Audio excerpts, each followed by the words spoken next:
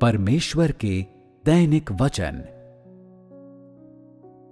परमेश्वर का प्रत्येक वचन हमारे किसी मर्म स्थल पर चोट करता है और हमें घायल और भयभीत कर डालता है। वो हमारी धारणाओं, कल्पनाओं और हमारे भ्रष्ट स्वभावों को उजागर करता है।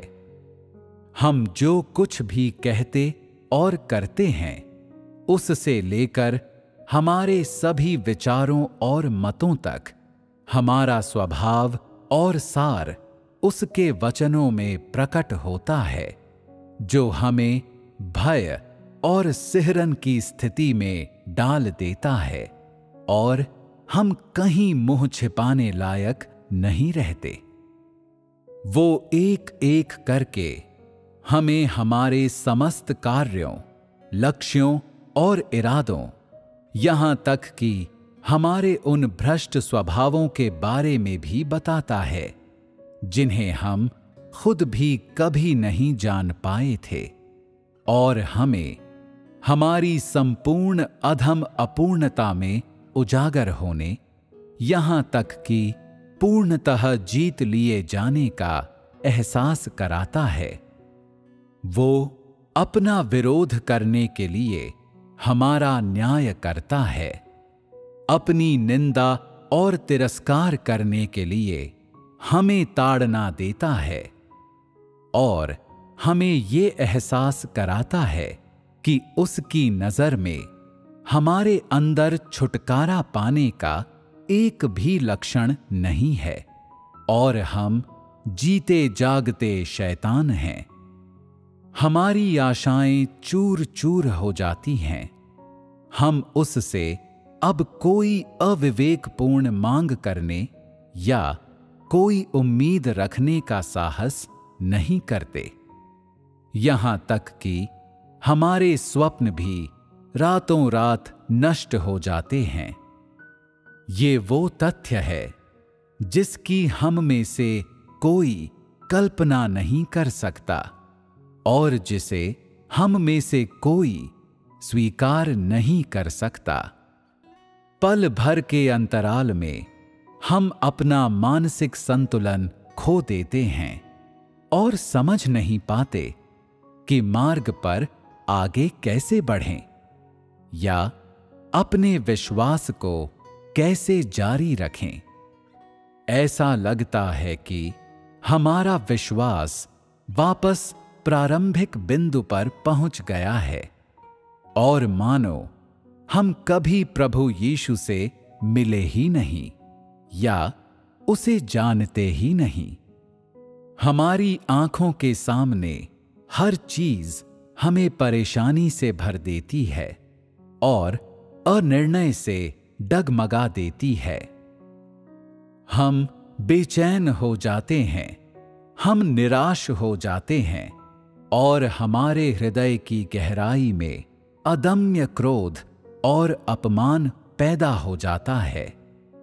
हम उसे बाहर निकालने का प्रयास करते हैं, कोई तरीका ढूंढने का प्रयास करते हैं और इससे भी अधिक हम अपने उद्धारकर्ता यीशु की प्रतीक्षा जारी रखने का प्रयास करते हैं ताकि उसके सामने अपने हृदय उड़ेल सकें।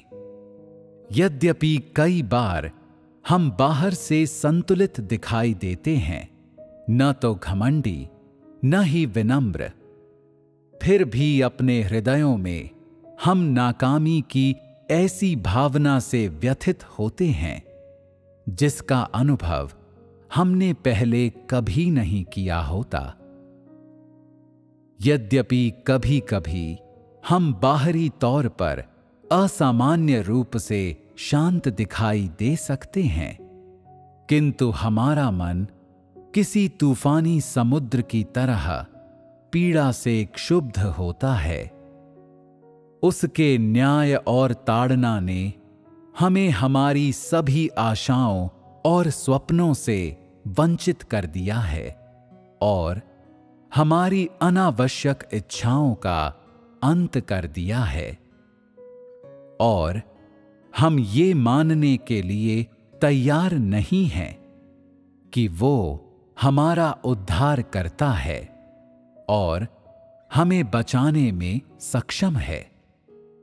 उसके न्याय और ताड़ना ने हमारे और उसके बीच एक खाई पैदा कर दी है जो इतनी गहरी है कि कोई उसे पार करने को तैयार नहीं है। उसके न्याय और ताड़ना के कारण हमने अपने जीवन में पहली बार इतना बड़ा आघात, इतना बड़ा अपमान झेला है। उसके न्याय और ताड़ना ने हमें परमेश्वर के आदर और मनुष्य के अपराध के प्रति उसकी असहिष्णुता को वास्तव में समझने के लिए प्रेरित किया है, जिनकी तुलना में हम अत्यधिक अधम, अत्यधिक अशुद्ध हैं।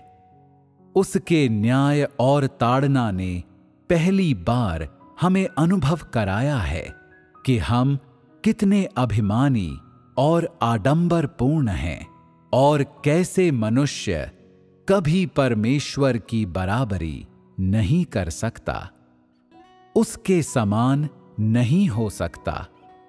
उसके न्याय और ताड़ना ने हमारे भीतर ये उत्कंठा उत्पन्न की है कि हम अब और ऐसे भ्रष्ट स्वभाव में न रहें।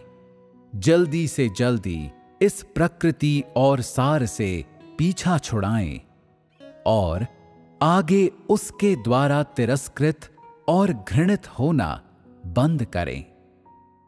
उसके न्याय और ताड़ना ने हमें खुशी खुशी उसके वचनों का पालन करने और उसके आयोजनों और व्यवस्थाओं के विरुद्ध विद्रोह न करने लायक बनाया है। उसके न्याय और ताड़ना ने हमें एक बार फिर जीवित रहने की इच्छा दी है और उसे अपना उद्धारकर्ता स्वीकार करने की प्रसन्नता दी है।